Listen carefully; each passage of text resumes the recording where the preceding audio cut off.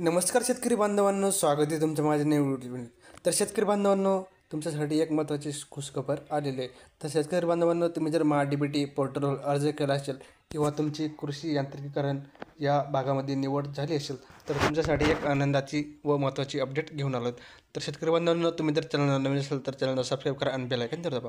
मित्रांनो, नुकतेच आपण पाहिले की गव्हर्नमेंटने GST बिलावर ही कमतरता केलेली आहे. तर मित्रांनो, यामुळे काय होणार आहे की आपले जे शेती कृषी अवजारे असतील किंवा इतर घटकासाठी तुम्ही अर्ज केला असेल, तर त्या घटकाची GST कमी झाल्यामुळे किंमतसुद्धा ही कमी होणार आहे. तर मित्रांनो, त्या पार्श्वभूमीवर DBT पोर्टलवर तुम्हाला आणखी वेळ हा मिळणार आहे.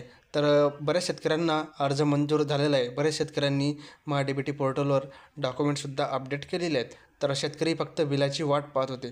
तर मित्रांनो, तुम्हाला यामध्ये गव्हर्नमेंटने सूटही दिलेली आहे. तुमचा अर्ज कुठल्याही प्रकारे रद्द होण्याची शक्यता नाही, कारण की गव्हर्नमेंटने आता ही अर्ज तुम्हाला बिल अपलोड करण्यासाठी मुदतही वाढवण्यात आलेली आहे मित्रांनो.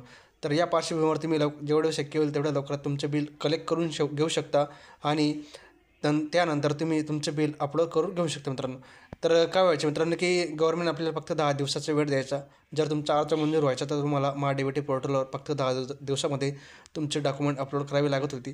त्यानंतर तुम्ही जर 10 दिवसात तुमचं डॉक्युमेंट अपलोड केलं तर तुमचा अर्ज DBTवर मंजूर झाला असूनसुद्धा रद्द होऊन जायचा. तर तुम्हाला आता गव्हर्नमेंटने ज्यामध्ये काही दिवसाची मुदतवाढ ही दिलेली, तर ती मुदतवाढ आता गव्हर्नमेंटने अजून फिक्स केलेली नाही, पण तुम्हाला जास्त दिवसाचा कालावधी मिळणार आहे.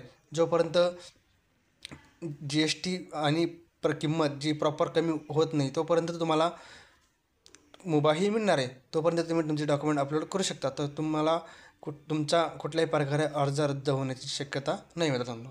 तर धन्यवाद. जय हिंद, जय महाराष्ट्र.